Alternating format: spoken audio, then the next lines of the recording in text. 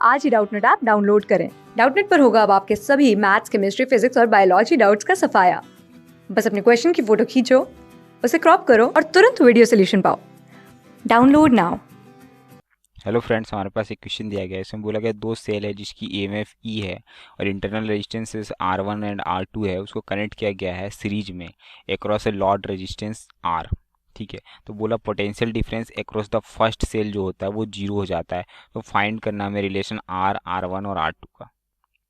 ठीक है, तो देखिए इस तरह के क्वेश्चन जो होता है इसमें सबसे पहले हमें सर्किट ड्रॉ करनी चाहिए। ठीक है, तो दो सेल्स हैं, तो दो सेल है तो हमें हमारे पास क्या है, और दोनों सीरीज में कनेक्टेड है। तो समझ करो ये है और इसकी इंटरनल रेजिस्टेंस R1 है। दूसरी एक सेल है, ये सीरीज में है तो एंड टू एंड कनेक्शन होगा और इस तरीके से। और एक लोड रेजिस्टेंस के साथ ये कनेक्टेड है। लोड रेजिस्टेंस मतलब एक रेजिस्टेंस है जिसकी वैल्यू कैपिटल R दी गई है, इसके साथ एक कनेक्टेड है। इसकी ईएमएफ ये है, इंटरनल रेजिस्टेंस R1, इसकी ईएमएफ ई है, इसकी इंटरनल रेजिस्टेंस R2। ठीक है, और ये कैपिटल R है। ठीक है, तो अब बोल रहा है कि जब ऐसे कनेक्ट करते हैं तो इसके अक्रॉस पोटेंशियल डिफरेंस जीरो हो जाता है। ठीक है, इसके अक्रॉस सपोज करो ये .1 है और ये .2 है। ये पूरा सेल क्या है, इंटरनल रेजिस्टेंस सेल के अंदर ही होता है। ठीक है, सेल की अपनी रेजिस्टेंस को इंटरनल रेजिस्टेंस कहते हैं। ठीक है, तो ये क्या कहना चाहता है कि V2 और 1 जो है ये क्या है, जीरो हो जाता है। ठीक है, ये हमारे पास क्वेश्चन में है। तो हमें R1 R2 और R का रिलेशन पूछा गया क्वेश्चन। तो यहाँ पे देखिए, तो सपोज करो इसमें करंट कितना फ्लो कर रहा है, I फ्लो कर रहा है सर्किट में।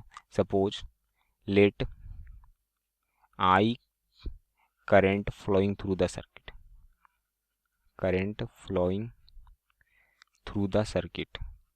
ठीक है, थ्रू द सर्किट।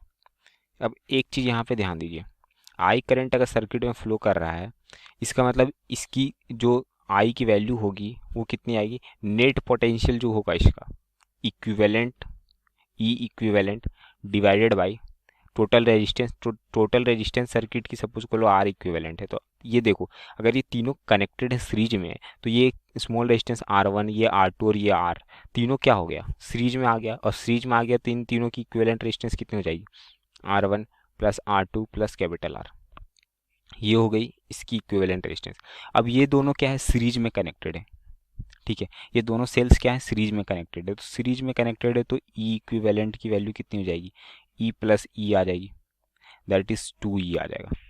तो जो करंट होगा आई सर्किट के थ्रू, तो आई इक्वल टू हमने देखा कि ई इक्विवेलेंट अपॉन आर इक्विवेलेंट होता है।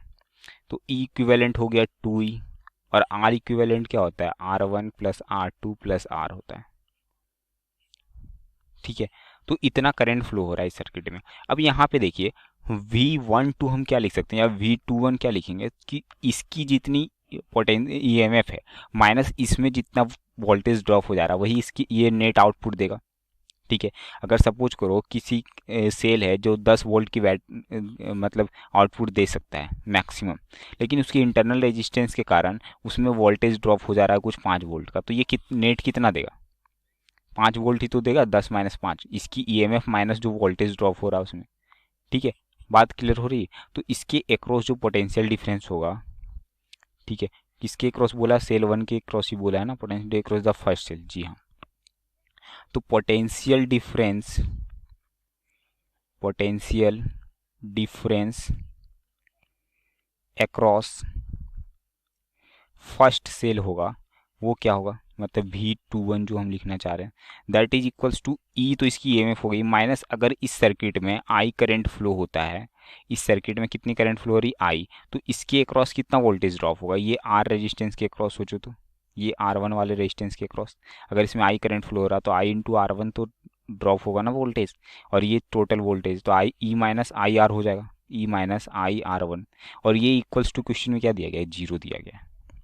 ठीक है, तो देखो यहाँ से ई माइनस आई R1, तो आई की वैल्यू हमने फाइंड कर ली 2E upon R1 plus R2 प्लस कैपिटल R into R1 equals to zero.